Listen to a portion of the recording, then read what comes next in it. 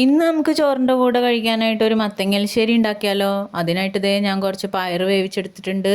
ഒരു 2 വിസിലടുപ്പിച്ചിട്ടുണ്ട് കേട്ടോ പയർ. അത് കഴിഞ്ഞ് അതിലേക്ക് ഇതേ കുറച്ച് മത്തങ്ങ ഇട്ട് കൊടുത്തിട്ടുണ്ട്. അത് നമ്മൾ സാമ്പാർ കഷ്ണം വാങ്ങിച്ചപ്പോൾ അതിൻ്റെ കൂടെ കിട്ടിയതാണ്, അതുകൊണ്ടാണ് അത്രയേ ഉള്ളൂ സംഭവം.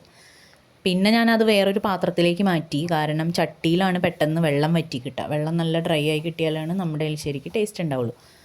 അപ്പോൾ അതിലേക്ക് നമ്മൾ കുറച്ച് മഞ്ഞൾപ്പൊടിയും മുളക് പൊടിയും ഒക്കെ ഇട്ട് കുറച്ച് ഉപ്പൊക്കെ ഇട്ട് ഇളക്കി കൊടുക്കണം കേട്ടോ. നന്നായിട്ട് തന്നെ വെള്ളം ഞാൻ വറ്റിച്ചെടുക്കും. അപ്പോൾ അതിൻ്റെ ഇടയിൽ നമുക്ക് എന്ത് ചെയ്യണം, കുറച്ച് തേങ്ങ എടുത്തിട്ട് അതിലേക്ക് ചിരകി എടുക്കണം. ഇതിപ്പോൾ ഞാൻ മടിയായിട്ട് ചിരകി എടുത്തിട്ടില്ല, അത് കൊത്തിയാണ് ഇട്ടേക്കുന്നത്. അതിലേക്ക് കുറച്ച് ജീരകവും വെളുത്തുള്ളിയും എല്ലാം ഇട്ടിട്ട് നന്നായിട്ടല്ല, ജസ്റ്റ് ഒരു കറക്കിയാൽ മതി. തരിപ്പായിട്ട് നന്നായിട്ട് അരച്ചെടുത്താൽ അതിന് ടേസ്റ്റ് ഉണ്ടാവില്ല. അങ്ങനെ നമ്മളിതേ ഈ പയറിലേക്ക് അത് ഇട്ട് കൊടുക്കുകയാണ്. അപ്പോഴേക്കും പയറിലെ വെള്ളം നന്നായിട്ട് ഡ്രൈ ആയിട്ടുണ്ട് കേട്ടോ. അല്ലെങ്കിൽ പിന്നെ മറ്റേ നമ്മൾ സാമ്പാർ ഉണ്ടാക്കിയ പോലെയാവും എലിശ്ശേരി എന്ന് പറയുമ്പോൾ ഇത്തിരി ടൈറ്റായിട്ട് ഉണ്ടാക്കുന്ന സാധനമല്ലേ. അപ്പോൾ അതൊക്കെ ഇട്ട് ഇളക്കി കൊടുത്തു. പിന്നെ കുറച്ച് തേങ്ങ ഞാൻ നേരത്തെ മാറ്റി വെച്ചിട്ടുണ്ടായിരുന്നു, ആ തേങ്ങ വറുത്തതും കൂടി അതിലേക്ക് ഇട്ട് കൊടുക്കുമ്പോഴാണ് എലിശ്ശേരിയുടെ പെർഫെക്റ്റ് ടേസ്റ്റ് വരുന്നത്. അങ്ങനെ തേങ്ങ വറുത്തതും കൂടി അതിലേക്ക് ഇട്ട് കൊടുത്തു.